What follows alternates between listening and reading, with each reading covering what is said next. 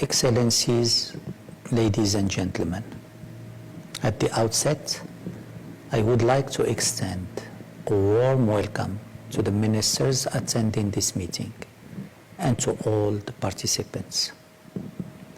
Your presence here today is testimony to the commitment of African states to play an active part in international efforts to combat the proliferation of weapons of mass destruction.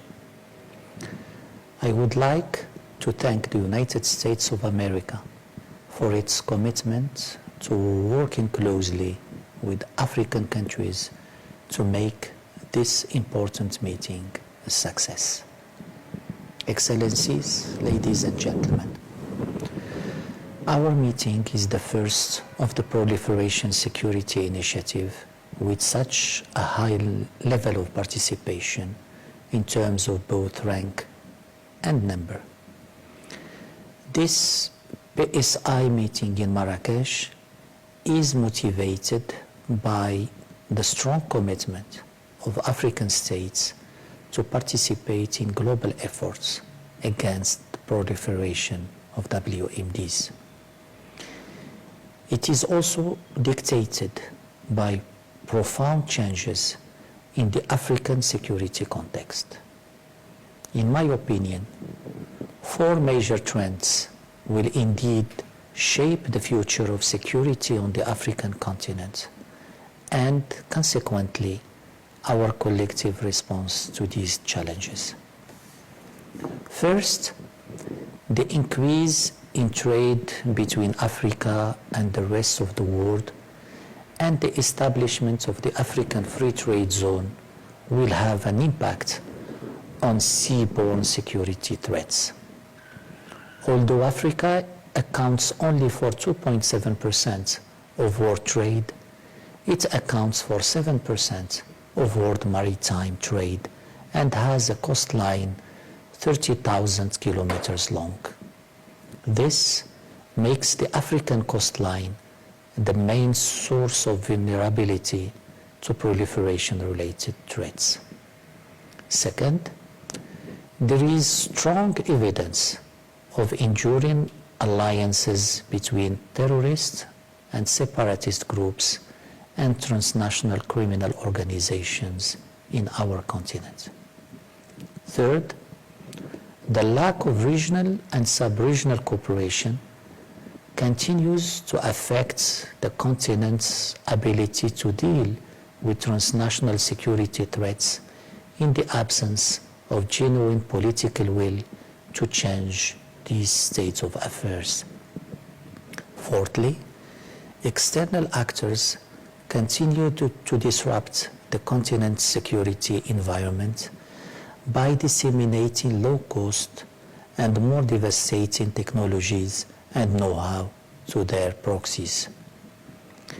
These conditions are conducive to the proliferation of WMDs in the context of porous borders, coordination gaps, weak legal and regulatory framework, and shortfalls in national capabilities. Yet, for too long, we have dismissed these facts as far-fetched theories, ignoring the need to update our analytical framework and guidelines for action on the continent to bring them into line with global strategies in this area. Excellencies, ladies and gentlemen, in line with the high vision of His Majesty King Mohammed VI, Morocco has always defended multilateral cooperation as the most appropriate framework for coordinating international efforts to combat the proliferation of WMDs. The Kingdom's strong commitment in this area has led to its accession to almost all international conventions on disarmament and non-proliferation. Morocco has further provided constant support for international initiatives in this field. The main asset of the PSI is its flexible, operational, and results-oriented nature. Morocco's experience has demonstrated the relevance of the initiative in terms of interministerial coordination to meet the challenge of non-proliferation.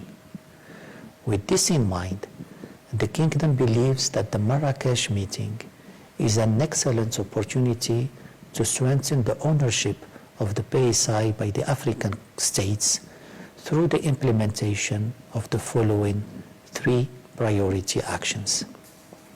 First, to recognize that the African security environment is not isolated from the global security context.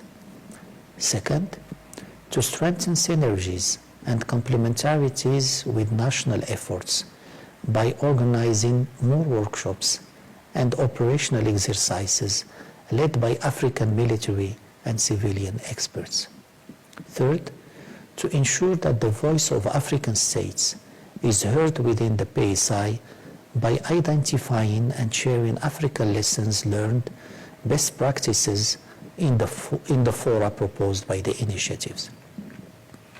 Excellencies, ladies and gentlemen, Africa's growing presence within the PSI is an encouraging trend. We must now build on this momentum to make the PSI a genuine platform for action by and for African states. Morocco intends to continue its fruitful partnership with the United States of America and African countries to make the PSI an essential part of the African security landscape. I thank you for your attention.